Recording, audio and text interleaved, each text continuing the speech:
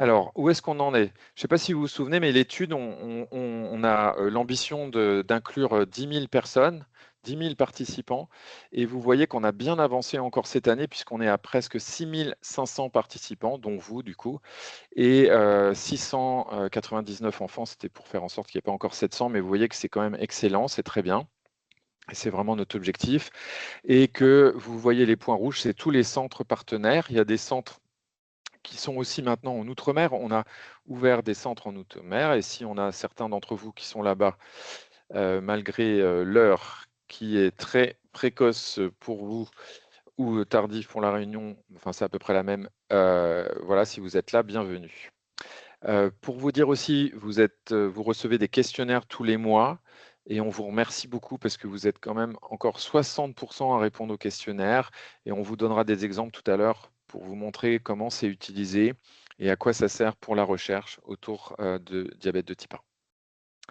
Donc, comme je vous disais, on a un réseau, entre guillemets, des recrutements dans les centres adultes, mais aussi pour les enfants. Donc, il y a moins de centres pédiatriques. Souvent, ils sont en lien d'ailleurs avec des centres adultes. Et vous voyez qu'on a à peu près autant d'hommes que de femmes et qui notre doyen a 94 ans avec son diabète de type 1, ce qui est un très bon signe pour le diabète. Et pour dire que maintenant, on peut vivre longtemps avec un diabète de type 1. Et puis pour les enfants, bah, vous voyez qu'on a à la fois des filles et des garçons, et un petit peu plus de garçons que de filles, 12 ans d'âge moyen, en sachant qu'on inclut des enfants de 6 ans ou plus, et donc jusqu'à 17 ans. À 17 ans, pour si vous êtes concerné ou vos enfants sont concernés, donc à 18 ans à l'âge adulte, euh, bah, l'adulte va signer un nouveau consentement et va rentrer dans SFDT1 adulte, mais on aura quand même tout son historique de son diabète de type 1 pendant l'âge pédiatrique.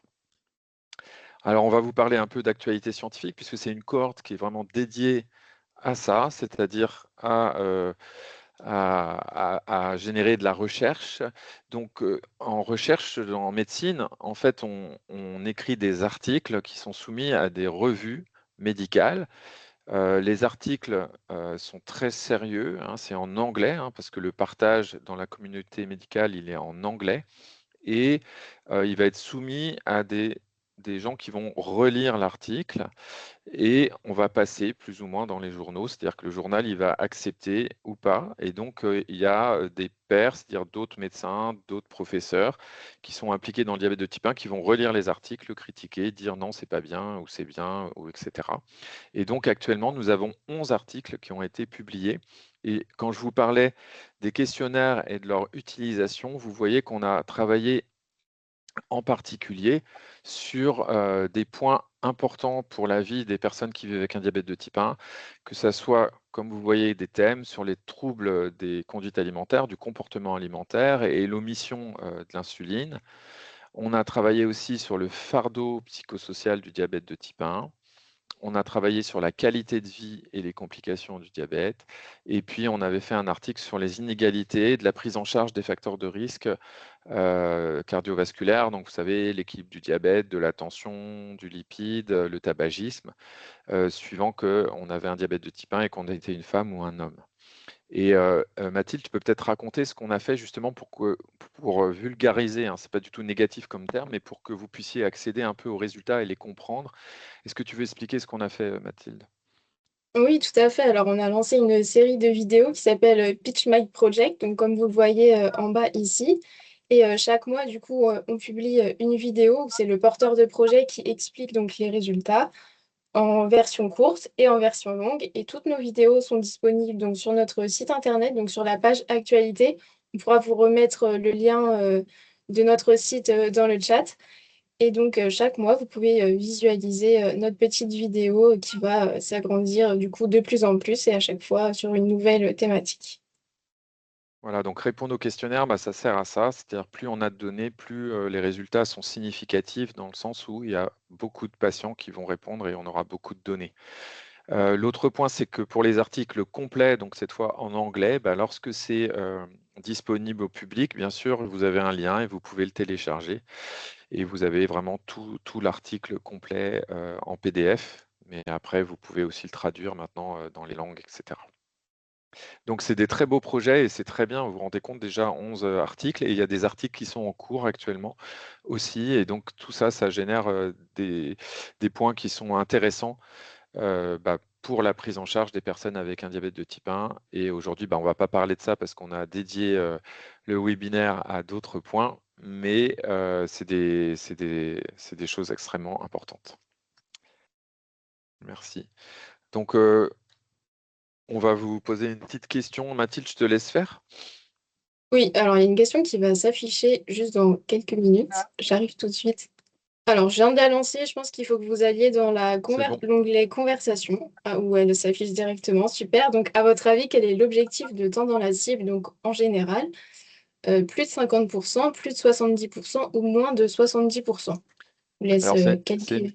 ouais, on va vous laisser répondre, mais ça peut vous sembler un peu difficile. Ça se trouve, vous dites c'est quoi le temps dans la cible, etc. Mais on va vous expliquer ça après. C'est un petit peu pour vous titiller et vous donner de l'intérêt dans ce qu'on va faire juste après avec Laurent Meyer sur justement l'interprétation. Alors, le temps dans la cible, juste pour vous faire une petite explication quand même, c'est en fait la cible, c'est l'intervalle de taux de glucose en interstitiel dans lequel on voudrait être pour, si possible, éviter les complications du diabète sur le long terme, c'est-à-dire être bien équilibré.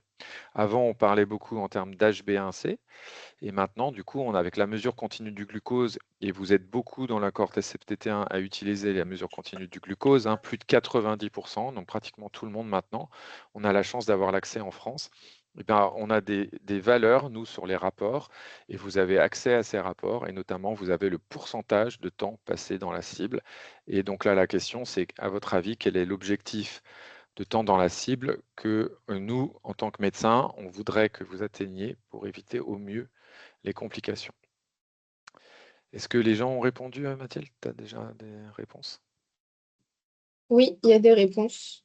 Tu en as beaucoup? On attend ou c'est bon? On y va. Je pense qu'on peut afficher. Allez, vas-y, je te laisse faire. On a 89% de bonnes réponses. Donc, la bonne réponse était plus de 70%. On va continuer. Donc, du coup, on va vraiment accueillir Laurent Meyer qui va vous expliquer tous ces points. Alors, juste pour vous raconter un petit peu, bien sûr, quand on présente des participants de la cohorte SFDT1, et là, c'est un article qui a été publié récemment où on parlait de la détresse liée au diabète. Et on avait pu utiliser les résultats, des données sur 1220 d'entre vous pour lesquels on avait des données justement sur la détresse liée au diabète. Et on a dans l'étude décrit en fait l'équilibre du diabète. Donc chez 1220 participants adultes, vous voyez qu'on avait une HbA1c moyenne de 7,6%. L'HbA1c, ça représente l'équilibre du diabète sur les 3 derniers mois. En général, on veut moins de 7%, voire 6,5 au mieux, mais c'est souvent très difficile à atteindre, sinon il y a pas mal d'hypoglycémie. Et vous voyez que le résultat moyen était de 7,6%, ce qui est déjà très bien.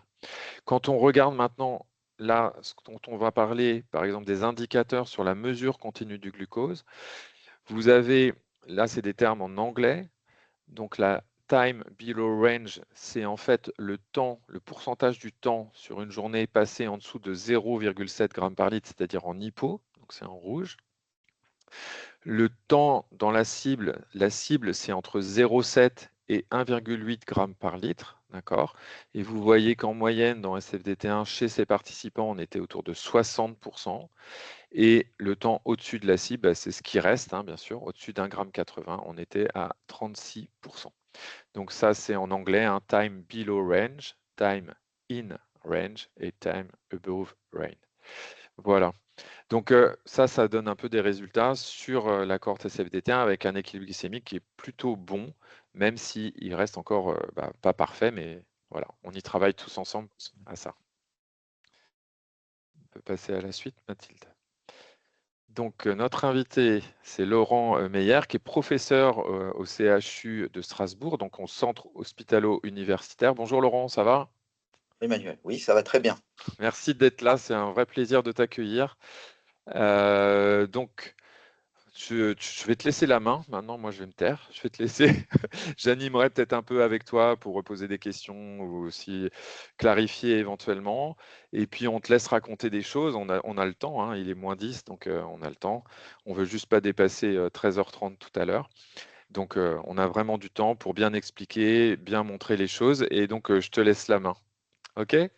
Ouais, merci Emmanuel. Ouais. Alors, d'abord, bonjour à toutes et à tous. Je tiens à vous dire que je suis ravi de participer donc à ce webinaire SFDT1.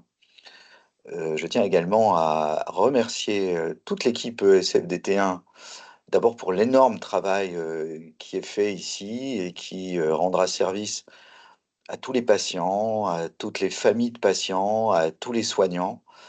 Donc cet énorme travail que constitue l'exploitation des données de la cohorte SFDT1, c'est pour nous une mine de renseignements, et donc un grand merci pour ça.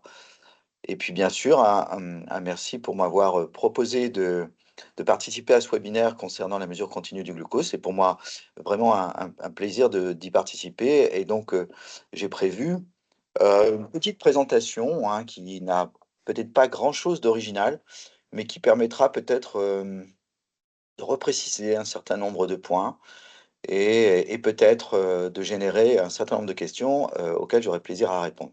Donc, on va peut-être passer à la première diapositive pour recadrer un petit peu le sujet et parler d'abord du principe de la mesure du glucose dans le liquide interstitiel. Emmanuel Cosson a évoqué ça, ce mot liquide interstitiel, qui sûrement pour beaucoup d'entre vous n'a pas grande signification, et il est important de bien comprendre de quoi on parle. Vous voyez sur la partie gauche de cette diapositive, euh, le schéma montre un capteur qui est placé à l'arrière du bras, et l'on voit effectivement avec la flèche que le capteur posé en coupe transversale va permettre, avec la petite électrode, d'aller capter le glucose alors dans le tissu sous-cutané. Quand on évoque le terme liquide interstitiel, on parle en fait du tissu sous-cutané. Vous voyez que ce tissu sous-cutané, là, qui est représenté en beige, avec des petits points bleus. Les petits points bleus représentent les molécules de glucose. Et en dessous, vous avez la couche rouge qui représente le capillaire sanguin, c'est-à-dire capillaire voulant dire petit vaisseau. Et donc, on voit bien qu'il s'agit là de secteurs différents, de secteurs anatomiques différents. Il y a le tissu sous-cutané, et puis il y a cette vascularisation assurée par les petits vaisseaux. Eh bien, la mesure continue du glucose, c'est la mesure de la concentration de glucose dans le tissu sous-cutané. Et en aucun cas, il ne s'agit là d'une mesure dans le tissu, le flux sanguin. Alors qu'à droite, lorsqu'on fait une glycémie capillaire classique, avec un autopiqueur, eh bien, on voit que la petite lancette va pour but d'aller à l'intérieur du lit sanguin, dans les petits capillaires sanguins, et on va mesurer la concentration de glucose dans le flot sanguin. C'est deux secteurs anatomiques qui sont différents, et on va donc mesurer la concentration de glucose dans deux secteurs différents. Donc on commence déjà à comprendre pourquoi il pourrait y avoir des différences dans la concentration de glucose, puisqu'on est là dans des secteurs anatomiques qui sont distincts les uns des autres. La, la mesure en continu du glucose va refléter des variations glycémiques que la glycémie qu'on réalise au bout du doigt ne va absolument pas capter. Si l'on regarde la partie gauche, l'autosurveillance glycémique capillaire réalisée ici à 9 heures du matin, à peu de choses près, retrouve une valeur de l'ordre de 1,20 g, hein, 120 mg par décilitre.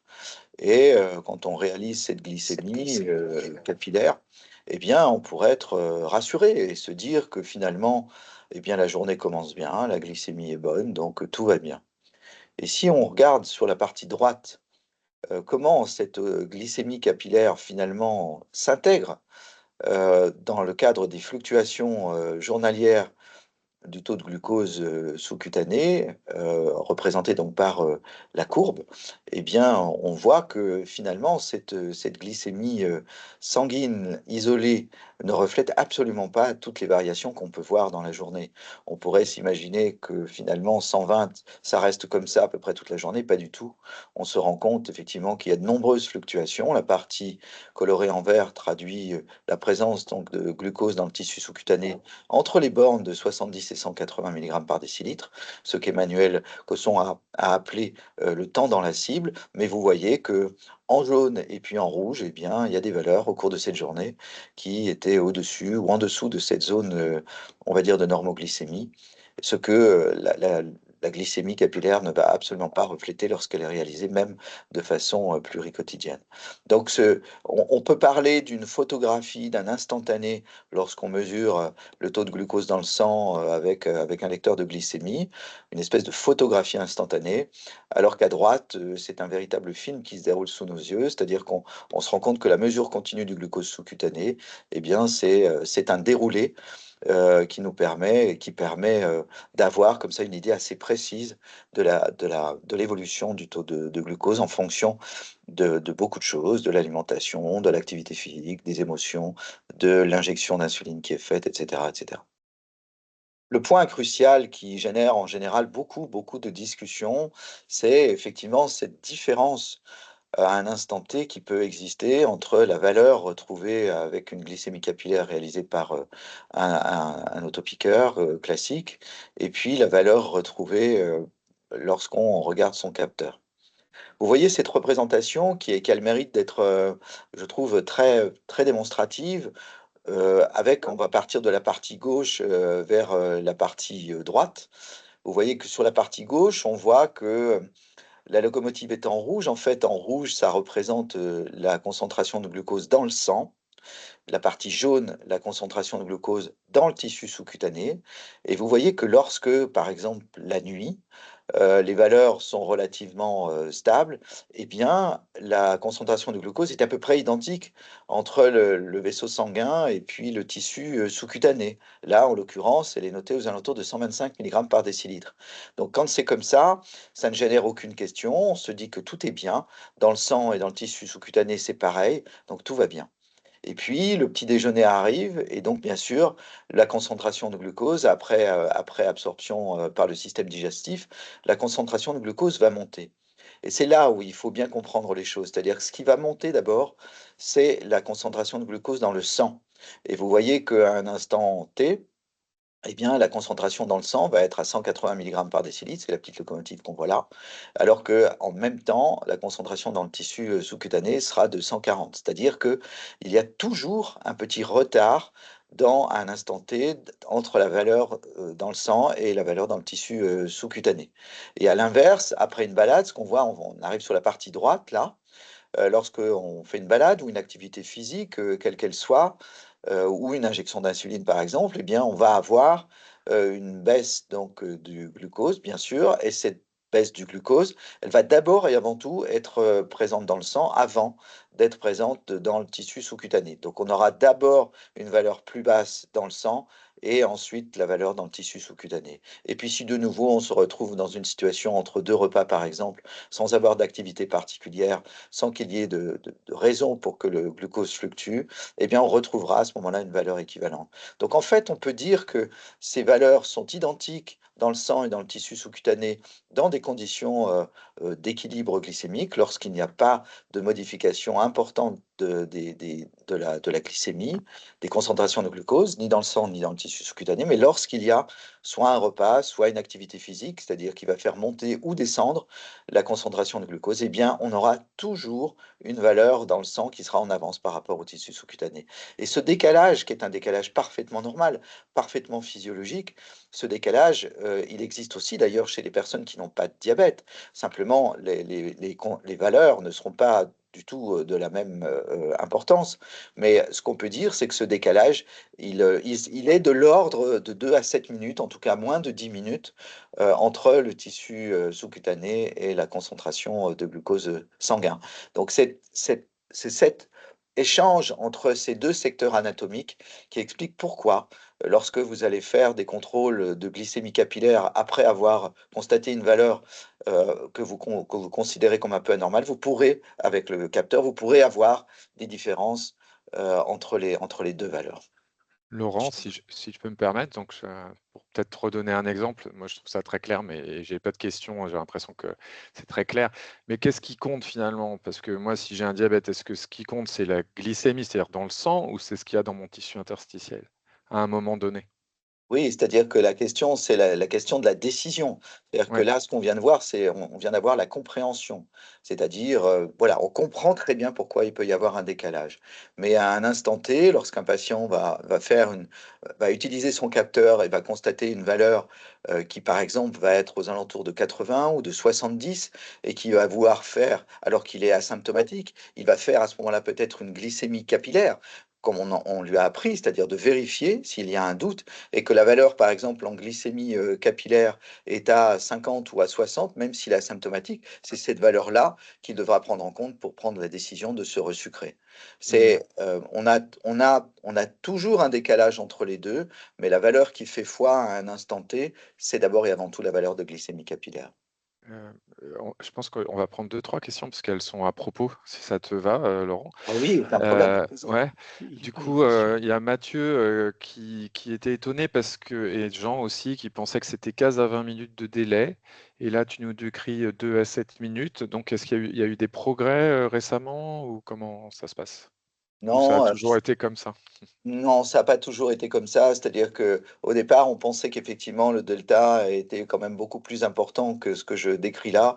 Et finalement, c'était peut-être à l'époque la manière de mesurer les choses qui était un petit peu différente et qui était un Mhm. petit peu moins précise. Et on sait maintenant que c'est quand même un petit peu plus rapide que 20 minutes, hein. On est plus aux alentours de entre 2 et 10 minutes, hein. C'est vraiment Ouais, ce ouais. delta qu'il faut retenir. Bon, Ça dépend également, ce delta, Emmanuel, de ouais, la vitesse à laquelle la concentration de glucose monte ou descend. Si le delta est très importante, c'est-à-dire si la vitesse, pardon, si la vitesse mm, de descente ou de montée est très importante, alors le delta sera un tout petit peu plus long. ouais, ouais. Ouais, c'est important, même si c'est 5 minutes, hein, on pourrait dire 5 minutes pour retenir un truc simple, mais on peut se sentir en hypoglycémie alors que la mesure continue du glucose au niveau de l'interstitium, il ne montre pas ça, et c'est pour ça qu'il faut vérifier de temps en temps quand on ne se sent pas bien. Exactement. Euh, et alors, il y a Narges qui pose une question qui est intéressante parce que Narges, visiblement, enfin je la connais en plus, mais elle est en boucle fermée. Voilà, elle est en boucle fermée. Elle dit, bah, et finalement, moi j'ai compris qu'avec la boucle fermée, ma pompe, elle va envoyer avec l'algorithme de l'insuline plus ou moins suivant mon taux de glucose. Or, je sais bien que la pompe, c'est pas une glycémie capillaire, c'est mon taux de glucose bah voilà, dans l'interstitium. Du coup, elle envoie l'insuline en décalé, la Là, pompe, la question avec qui est l'algorithme. Là, la question qui est posée, c'est effectivement la validité des algorithmes qui mesurent finalement une concentration de glucose, alors que on vient de dire que ce qui fait foi, c'est d'abord et avant tout la concentration dans le sang. Donc effectivement, la question, elle est pertinente et simplement, on n'a pas de moyen d'utiliser maintenant des algorithmes avec des valeurs de concentration sanguine qu'on pourrait avoir en permanence. Donc le tissu sous-cutané est finalement le secteur qui est le plus accessible, le secteur le plus facile dans lequel on peut doser le glucose, même s'il y a cette imperfection, même s'il y a ce petit delta, les algorithmes qui sont dans les différents systèmes de boucle fermée ont été conçus avec les concentrations de glucose sous-cutanées et donc les algorithmes tiennent compte de ce petit delta. Donc il ne faut pas voir là dans cette manière d'utiliser le glucose sous-cutané un défaut des boucles fermées. Les algorithmes sont conçus de cette manière et fonctionnent très bien de cette manière. Les systèmes ne sont pas parfaits, mais c'est au jour d'aujourd'hui des systèmes qui ont démontré toute leur puissance d'action et leur efficacité, même si la concentration de glucose est mesurée dans le tissu sous-cutané. Les algorithmes ont été conçus pour ça. Ok. Alors, une dernière question sur ce sujet, mais je note quelques autres questions, hein. On va y répondre tout à l'heure. En tout cas, je les note et on y répondra, vous inquiétez pas. Pourquoi les capteurs ne mettent pas d'aiguilles plus longues pour aller chercher le capillaire? D'abord parce que techniquement, c'est pas toujours simple, et puis il y a toujours le risque lorsque on est dans le tissu sanguin, le risque hémorragique, le risque de thrombose, et ça pose plus de problèmes que ça n'en résout. Donc, aller prélever en permanence dans un vaisseau sanguin, ça n'est pas sans inconvénient. Donc, la mesure continue dans les vaisseaux, pour l'instant, n'est pas d'actualité. Euh, Par contre, on essaye d'explorer d'autres secteurs pour mesurer correctement la concentration de glucose. Et au jour d'aujourd'hui, le secteur sous-cutané reste pour l'instant le secteur qui a donné le plus de satisfaction. Mais beaucoup de pistes sont encore en cours d'exploration. À une époque qui commence à être maintenant assez lointaine, il y avait eu comme ça des travaux avec la mise en place de capteurs sanguins qui étaient laissés en permanence dans les vaisseaux, mais avec un risque de thrombose qui était non négligeable. Et donc, les patients étaient obligés de prendre de l'aspirine en permanence pour éviter ces phénomènes de thrombose. Donc, ça n'est pas anodin d'aller mettre une aiguille dans un vaisseau sanguin en permanence. C'est très clair. Donc là, on a vu un peu en instantané, hein, on prend la mesure, on voit bien qu'il faut toujours avoir conscience qu'il y a ce petit délai. Moi, souvent, je dis à mes patients, en fait, quand vous interprétez, c'est vous dire, il y a 5 minutes, j'avais tel chiffre, et puis il y a la flèche de tendance, et depuis, c'est descendu, c'est resté stable, c'est plutôt monté. Donc il y a cette flèche de tendance qui compte. Et du coup, on a aussi des rapports, tu vas nous parler de ça, Laurent, j'imagine, sur les Mhm. rapports qu'on a de pas seulement le taux de glucose tout de suite, mais aussi ce qu'on peut avoir avec la mesure en continu. On peut passer peut-être à la prochaine, Mathilde. Alors, je suis pas sûr que ce soit la prochaine, mais on va avancer. Alors, pour dire que c'est pas un combat hémoglobine A1C contre mesure continue du glucose, c'est plutôt un travail d'équipe. Là, sur cette diapositive, vous voyez la complémentarité des paramètres que sont l'hémoglobine 1C et puis la mesure continue de glucose.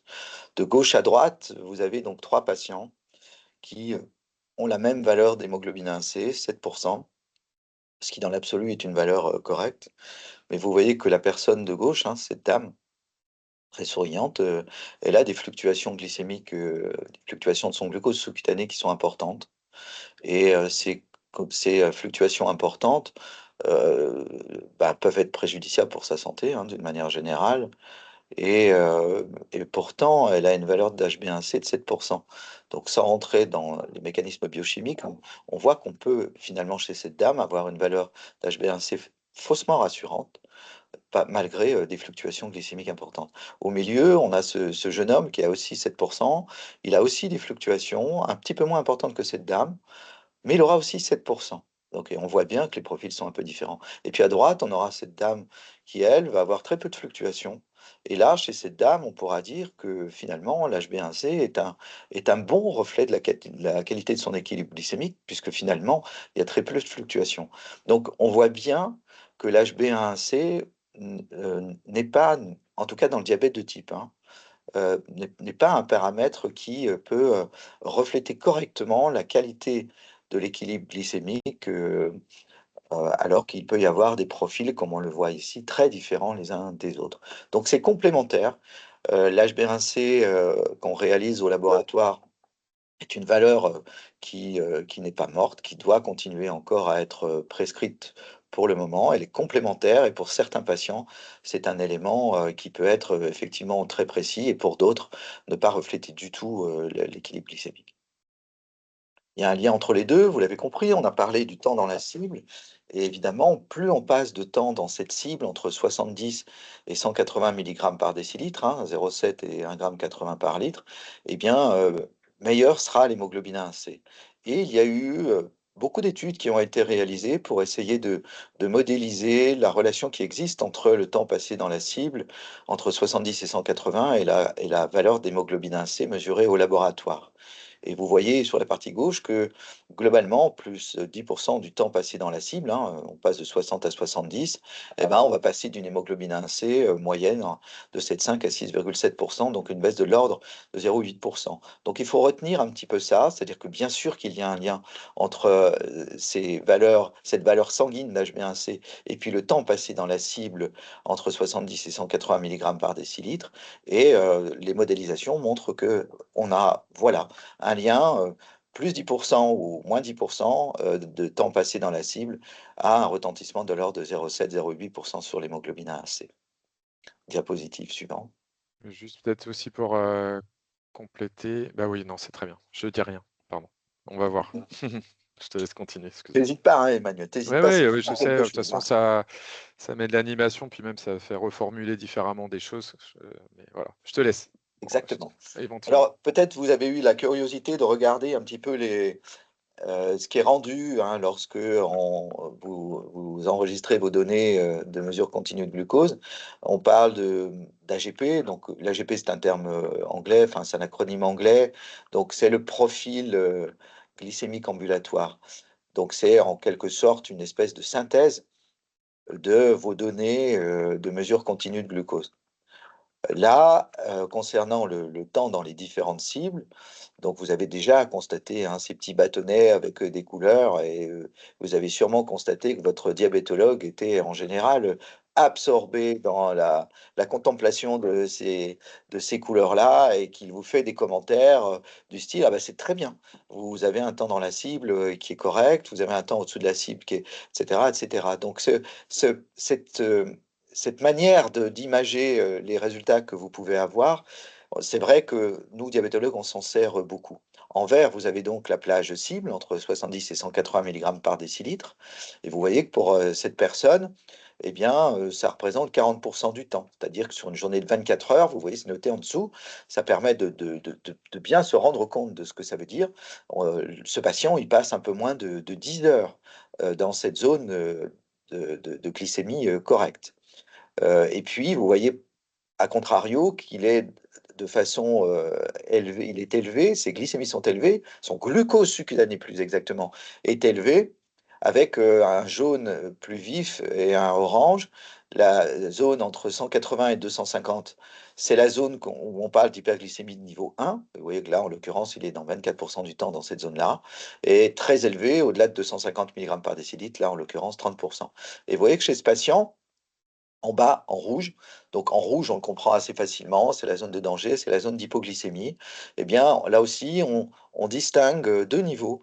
Les hypoglycémies dites de niveau 1, les hypoglycémies modérées, entre 54 et 70 mg par décilitre. Là, en l'occurrence, le patient était à 5% de son temps, c'est-à-dire il passe une heure de son temps sur une journée standard, en dessous de 70 et au-dessus de 54. Et puis, les hypoglycémies de niveau 2, donc les valeurs qui sont très basses, qui sont bien sûr très dangereuses. Et là, en l'occurrence, il passait donc presque un quart d'heure, alors pas forcément de façon continue, hein, bien entendu, mais dans ces valeurs très basses. Donc ça donne une espèce de synthèse qui est quand même très, très, très utile pour avoir une vision globale de la qualité de l'équilibre glycémique. On peut avoir ce profil sur des durées variables de 7 jours, 14 jours, 1 mois, 3 mois. Donc, Diapositive suivante. peut-être Laurent, si tu veux. Oui, oui. Il y avait une question. On peut remettre peut-être la diapo d'avant, Mathilde, si tu veux. Parce que dès le début, il y a Arnaud, tu sais, quand on a posé la question, c'est quoi la plage cible et le pourcentage? Donc on a dit 70%, et d'ailleurs, ça fait 17 heures hein, sur 24 heures qui seraient passées en temps. Mais la question, c'était, Arnaud disait, mais moi, en fait, mon objectif, c'est entre 60 et 120, donc entre 0,6 g par litre et 1,2 g par litre. Pourquoi c'est 1,80 g? Alors, C'est sa question. oui, oui, la question, c'est les bornes. Ouais, Et exactement. la question, c'est les bornes. Eh bien, sans rentrer trop dans le détail de la méthodologie, mais c'est des bases de données très importantes de mesure continue du glucose qui ont permis de déterminer ces bornes et permis de montrer que statistiquement, lorsque les patients se situaient entre ces bornes-là, 70-180, le risque de voir apparaître des complications dégénératives liées au diabète était vraiment très très faible. Donc c'est d'abord et avant tout une définition statistique. Et là, la notion de 70%, eh bien là aussi, c'est une notion statistique. Au-delà de 70% du temps passé dans ces bornes 70-180 mg par décilitre, eh bien, on a effectivement peu de risque de développer des complications. Donc, ce sont des définitions d'ordre statistique qui sont données là. Par Nathalie, contre, il y a certaines populations pour lesquelles on exige des bornes un peu plus étroites, et en particulier pour la grossesse. Eh bien, on a des bornes qui ne sont plus 70-180, mais qui sont plutôt 63-140. On a des populations, par exemple, les gens qui ont eu des greffes d'organes, qui ont un diabète dans un contexte de greffe d'organes, eh bien, on va être plus exigeant également sur leurs valeurs, les valeurs dans lesquelles elles doivent se situer. Là, c'est une exigence qui tient plus au raisonnement et qu'à une grande quantité de données, plus en tout cas, enfin moins que, en tout cas, que celles qui ont aidé à établir les normes que l'on voit ici. Mais c'est maintenant, dans le diabète de type 1, véritablement une référence pour nous, pour interpréter correctement des résultats. On regarde l'AGP, on regarde ces couleurs, et on a une idée quand même relativement précise de la qualité de l'équilibre glycémique. Par exemple, pour le temps passé en dessous de la cible, ça peut aussi nous aider lorsque le temps passé en dessous de la cible, notamment de niveau 2, en dessous de 54, est important, au-delà de 2,5%. On retrouve, par exemple, dans ces situations-là, des patients qui ne ressentent pas leurs hypoglycémies, et peut-être parce qu'ils ont une longue durée d'évolution de leur maladie, et ce sont des patients qui sont à très haut risque de développer des hypoglycémies sévères, hein, avec troubles de la conscience et besoin d'une tierce personne pour être aidé. Donc, ça peut, dans ces situations-là, nous aider aussi à identifier ces patients-là et à peut-être à proposer une prise en charge différente. Donc, c'est pas simplement une espèce de moyenne de toutes les données qu'on peut avoir sur des durées variables. C'est aussi un moyen pour nous d'identifier des personnes à risque de développer telle ou telle complication aiguë, comme l'hypoglycémie sévère. Nathalie, elle demande pourquoi finalement on n'a pas mis 140 en borne supérieure, puisque chez une personne qui n'a pas de diabète, en général, on ne dépasse pas sur la journée 1,40 g. C'est c'est une bonne question. Lorsqu'on n'a pas de diabète, on ne dépasse pas 140, c'est une réalité. Lorsqu'on a un diabète, ne pas dépasser 140 après un repas, en tout cas avec les moyens dont on dispose actuellement, je parle des traitements par multi-injection et même avec les boucles fermées actuelles, même si on a de plus en plus de résultats qui sont exceptionnels. Mais je pourrais dire la même chose aussi avec les greffes d'îlots ou on a maintenant de plus en plus de situations dans lesquelles, effectivement, on est exigeant sur ces bornes et notamment sur la borne supérieure, et on va aller probablement, avec le temps qui avance et avec l'amélioration des technologies et notamment des boucles fermées dans le diabète de type 1, on va aller probablement vers, la notion de temps en normoglycémie, c'est-à-dire de temps passé entre 70 et 140 plutôt qu'entre 70 et 180. On est pour l'instant encore dans cette zone entre 70 et 180 parce que les moyens technologiques actuels ne permettent pas toujours, dans d'excellentes conditions de sécurité, d'obtenir des valeurs après repas en dessous de 140 sans risquer des hypoglycémies importantes. C'est la raison pour laquelle on y vient, mais tout doucement, et probablement que dans les 5 années qui vont venir, on aura une technologie qui permettra d'avoir des objectifs plus ambitieux et des bornes qui seront plutôt de 70-140 plutôt que 70-180. Laurent, si, moi je veux bien rajouter un petit point, c'est que c'est vrai qu'on a enseigné avant qu'il y ait la mesure continue du glucose à faire une glycémie post-prandiale, donc après les repas, mais 2 heures après le repas, et souvent on disait qu'il fallait pas dépasser 1,50 g. Alors on peut être surpris du 1,80 g, mais juste pour vous expliquer, c'est que avant le 2 heures, ça passe par un pic qui est plus haut Et donc, comme maintenant, on mesure en continu la valeur du glucose, notamment avant les 2 heures après le repas, ça monte souvent à 1,80 alors que vous aviez que 1,50 à 2 heures. Donc, c'est aussi pour ça qu'il y a cette borne supérieure qui considère le 1,80 g. Alors, on doit faire attention parce qu'on explique très très bien, c'est super Laurent, très didactique, moi j'adore. J'espère que vous aussi vous appréciez, mais il est 18 et on s'arrête vraiment à 30 avec un petit mot de la fin et je crois que Jean-Pierre Rivlin enfin, Jean-Pierre nous fera un petit mot aussi tout à l'heure. Alors, on va avancer, Mmh. effectivement, tu as raison. Donc ça, voilà aussi ce qu'on peut avoir avec ce profil, ambulatoire, c'est-à-dire une espèce de courbe qui est un petit peu le reflet de ce qu'est l'évolution des valeurs de glucose sous-cutané chez un patient. Donc vous voyez en bleu, la ligne bleue, hein, avec, on le voit entre minuit et 9 heures du matin, des valeurs qui, en médiane, la valeur médiane donc est plutôt correcte, mais on voit aussi que dans certaines situations non négligeables, c'est ce qu'on voit en bleu un peu clair et un peu plus foncé. On voit des valeurs encadrées en jaune, là en bas, la nuit, des valeurs qui sont un petit peu basses, voilà, celle-ci. Donc là, c'est un point de vigilance qu'on va avoir avec le patient et on va regarder ensuite les courbes quotidiennes pour comprendre à quelle occasion il y a pu y avoir des hyponocturnes. Et puis, à contrario, dans la journée, à partir de midi, on voit que ce patient, il a des valeurs qui sont d'une manière générale, beaucoup trop élevées. Là encore, avec une grande variabilité, donc on peut imaginer que ce patient, il est peut-être sous pompe et qu'il faudra peut-être revoir ses débits, par exemple. Mais en tout cas, ça donne cette courbe-là permet à ce moment-là d'orienter le raisonnement sur des tranches horaires, sur lesquelles on va pouvoir, agir. Alors, il y a une animation, il y en a 3. On peut peut-être mettre les 3.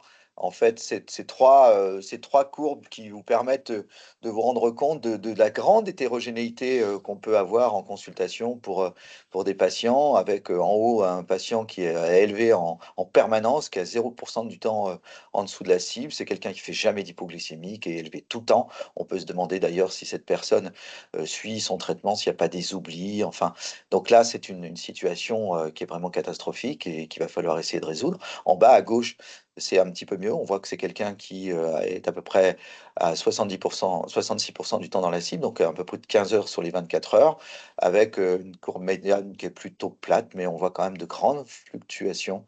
Donc là aussi, il va falloir comprendre ces grandes fluctuations. Là aussi, c'est quelqu'un qui fait pas du tout d'hypoglycémie, donc un profil, un petit peu meilleur, mais qui reste largement perfectible. Et puis en bas à droite, donc c'est quelqu'un qui est à 100 du temps dans la cible, qui n'a absolument pas d'hypoglycémie, pas d'hyperglycémie. Là, c'est par exemple typiquement le genre de courbe qu'on peut voir chez des patients qui ont eu, des greffes d'îlots, où on n'a quasiment pas de fluctuations postprandiales et une réactivité, sécrétoire qui est tout à fait bonne. Donc on voit bien, hein, que ces représentations donnent vraiment des indications sur la qualité de l'équilibre glycémique qui peuvent être très, très différentes d'un patient à l'autre.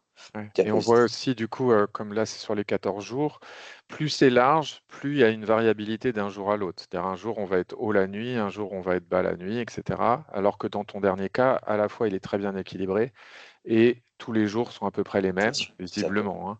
c'est Donc il y a ça. une notion aussi de cette variabilité. Tu nous l'as montré tout à l'heure avec des HbA1c égales. Le premier patient, il faisait à la fois des hypos et des hyper. Probablement, il se resucre, il remonte beaucoup, il redescend. Et ton dernier, il était beaucoup plus stable autour de la moyenne. Très bien. Et il n'y avait pas, du coup, toute cette variabilité. Donc là, en bas à droite, on peut dire que la valeur d'HbA1c, c'est vraiment un reflet fidèle de ce qui se passe, dans le tissu sous-cutané. Hmm. Il y a vraiment pas de grandes fluctuations. Donc les paramètres, classiques, on l'a dit, c'est le temps passé dans la cible, donc entre 70 et 180, on l'a compris. Le temps passé en dessous de la cible, comme je vous l'ai dit, avec 2 niveaux, le niveau 1 et le niveau 2. Le temps passé au-dessus de la cible, celui-là aussi avec un niveau 1 et un niveau 2, hein, c'est très important. Et puis, vous le voyez en dessous, vous avez 2 paramètres qui nous servent, nous, à mieux définir un petit peu le risque du patient et de développer des complications et de développer également des hypoglycémies. Je parle du coefficient de variation. Alors, ne regardez pas la définition, c'est une définition qui est une définition, arithmétique, mais qui permet, grosso modo, de bien comprendre s'il y a de grandes fluctuations au cours de la journée. Donc, il y a une valeur qui a été fixée à 36%.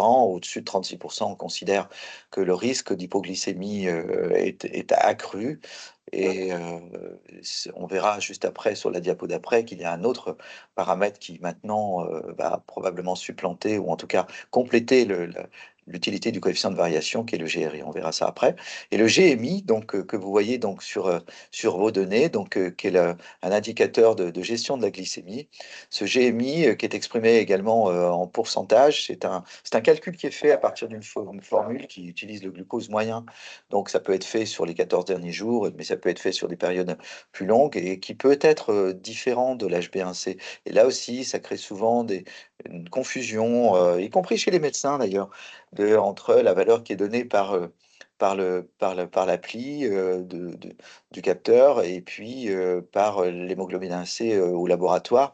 Une discordance qui n'est pas toujours compréhensible, mais on peut comprendre que lorsque c'est un calcul qui est fait à partir des valeurs moyennes et sur une durée qui n'est pas forcément la même que celle de l'hémoglobine 1C, on peut comprendre que ce soit différent. Le patient qui va, par exemple, 2 semaines avant de voir son diabétologue, essayer de faire au mieux pour que la consultation se passe le mieux possible, eh bien, il aura peut-être un GMI au cours de ces 14 derniers jours qui va être à 7%, alors que son hémoglobine 1C sur les 3-4 derniers mois, elle sera peut-être, elle, à 8,5 ou à 9%. Donc, ce décalage-là, il s'explique parce que, ben voilà, c'est un calcul qui est fait sur des valeurs de glucose sous-cutanée sur une période bien particulière, et qui peut être différent de la valeur laboratoire sur une durée plus longue, d'autant que la valeur laboratoire peut être influencée par d'autres paramètres physiologiques. Donc, le décalage entre GMI et HbA1c, il existe, il est connu. Il ne doit pas vous perturber outre mesure, ou en tout cas, il mérite une discussion avec votre médecin si jamais vous ne comprenez pas très bien pourquoi c'est différent. C'est important d'en parler, parce on trouve toujours une explication à ce décalage quand il y en a un. Ouais. Donc le GMI, il est exprimé aussi en pourcentage, et c'est vrai que ça ressemble au résultat de l'HbA1c. Donc quand vous venez nous voir, en général, vous nous dites, ah bah, le capteur, il me dit que j'ai 7%, et puis le labo, il me dit autre chose, c'est ce que vient de vous dire Laurent. Donc effectivement, c'est marqué en pourcentage, et c'est une approche de l'HbA1c. On essaie de déterminer ce que nous prédit avec votre mesure continue du glucose, quel devrait être votre HbA1c, mais globalement chez tout le monde. Et là, vous êtes une personne différente et avec des temporalités différentes. Puisque nous, dans nos rapports, on est sur 14 jours quand on utilise la mesure continue du glucose. Et ce que vous disait le professeur Meyer, c'est que l'HbA1c, elle reflète l'équilibre des 3 derniers mois. Donc effectivement, on n'aura pas la même temporalité, et si l'équilibre des 14 derniers jours est très bon, bah, le GMI est très bon, mais si sur les 3 mois, c'était pas si bien, bah, l'HbA1c, elle sera plus haute. Alors, on va avancer un tout petit peu. Il me reste, je crois, 3 dias, mais elles sont un peu Ok. denses, donc je voudrais quand même vous les montrer. Donc, les nouveaux indicateurs, mais il y en aura d'autres probablement, c'est le time in tight range, donc c'est vraiment le temps en normoglycémie. On en a déjà parlé, entre 70 et 140. Donc on va voir de plus en plus ce paramètre être utilisé comme un critère de qualité, puisque, comme je l'ai dit tout à l'heure, les nouveaux traitements seront probablement beaucoup plus performants, et donc nous permettront d'atteindre ce range. Et le GRI, qui est un index, là aussi, pas vous expliquer comment c'est calculé, mais c'est un critère qui va permettre d'intégrer les grandes excursions glycémiques en hyper ou en hypo, et qui, en quelque sorte, sont un coefficient de variation un petit peu plus raffiné, et qui est un meilleur prédicteur du risque d'hypoglycémie, notamment sévère. Donc ces paramètres-là, ils vont prendre de plus en plus d'importance, même si pour l'instant, ils restent encore à la marge par rapport aux critères qu'on vient de voir jusqu'à présent. Euh, alors, en France, à gauche, vous avez la gamme Dexcom, avec le Dexcom One Plus, avec le Dexcom G7, le OnePlus pour les patients multi-injection, pompe en boucle ouverte, et le G7 en boucle fermée.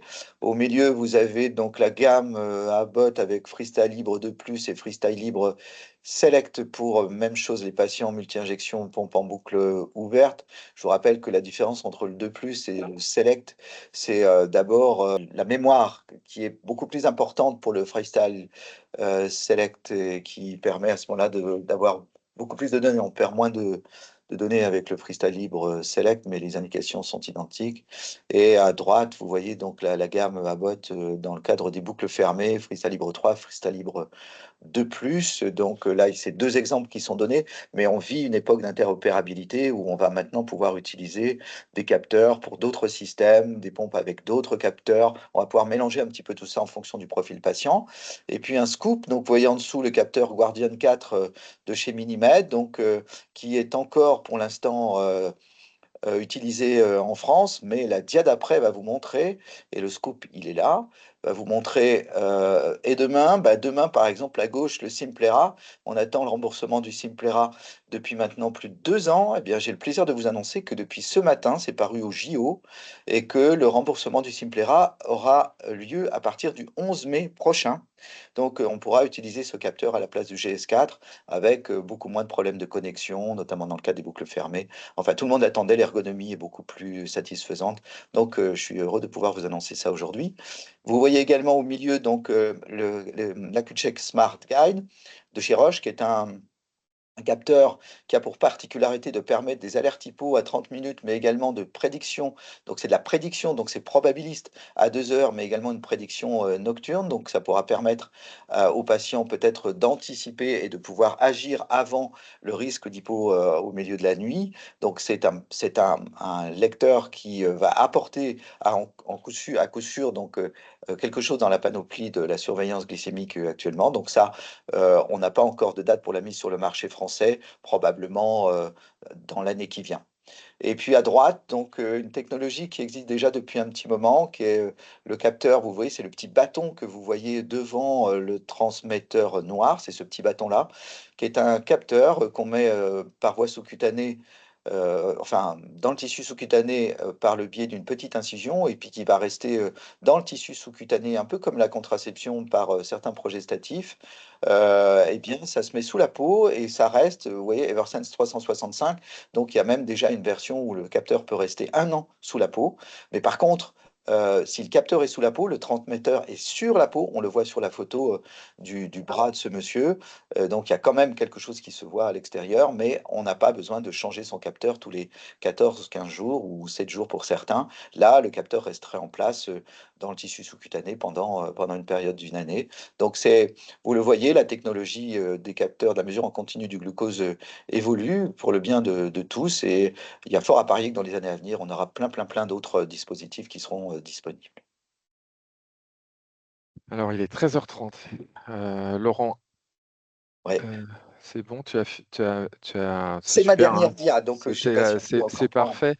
Donc, il y avait quelques questions. Tu sais, il y avait est-ce que c'est forcément sur le bras, etc. Donc, ça dépend des systèmes. Effectivement, on peut pas détailler là, mais vos équipes soignantes, elles peuvent vous aider aussi sur les choix par rapport à ça, évidemment.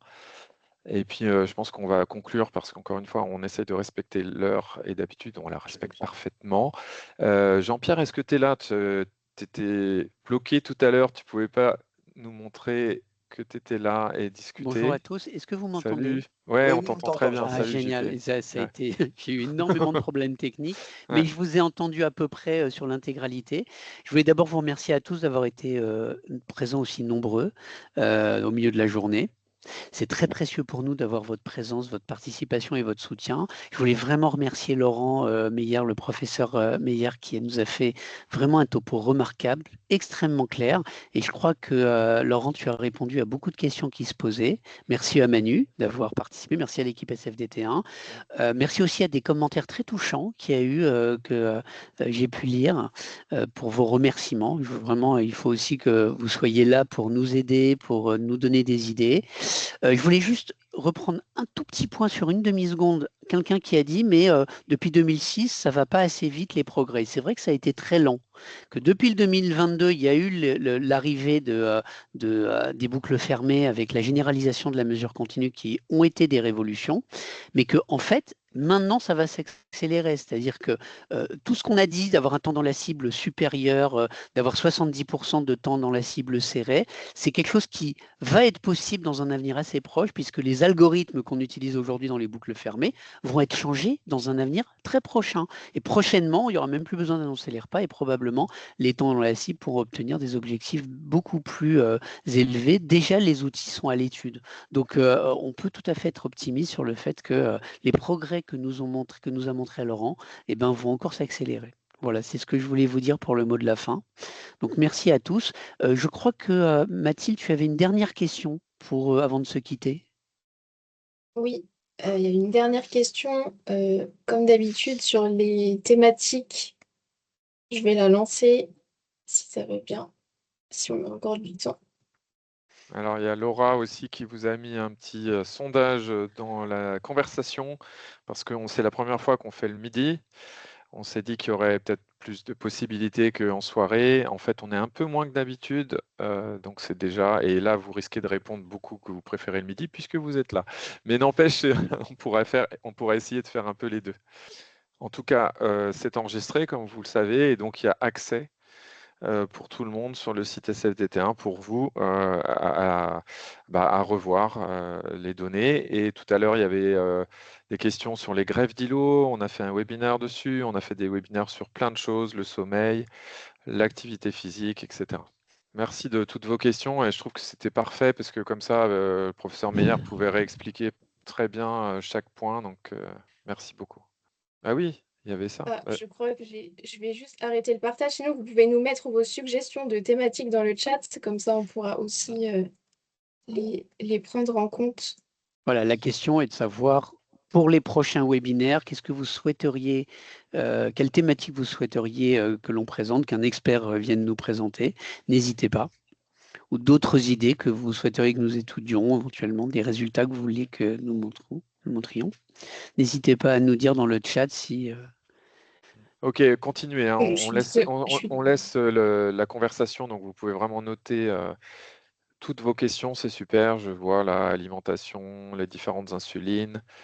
Très très bien, aucun souci. On note tout ça. Donc continuez, on va laisser ouvert la conversation, comme ça vous pouvez noter. Et si jamais il y a des questions précises sur la présentation que j'ai faite, j'y répondrai avec plaisir. Donc, n'hésitez pas à me les transférer. Super, d'accord, ça marche. Ok, là c'est plutôt les sujets pour les prochaines fois. Je vois, il y a un sujet de changement d'humeur, mais on est tous concernés, hein. Voilà. Ah, il y a Vous avez peut-être la question qui vient de ça y est, ouais, enfin Mathilde, c'est bon. Voilà, vous pouvez répondre si vous voulez sur du coup la prochaine thématique que vous souhaiteriez aborder. Il y a 4 propositions et sinon on prend toutes vos propositions aussi dans le chat. On vous remercie tous en tout cas. Merci encore à toute l'équipe. Merci Mathilde pour l'organisation. Laurent, professeur Meyer, c'était génial. Merci beaucoup à toi. Merci à vous. Du temps passé et tout le monde, répondez à nos questions et à très bientôt. On essaye de faire ça tous les 3 à 4 mois. Au revoir tout le monde. Au revoir.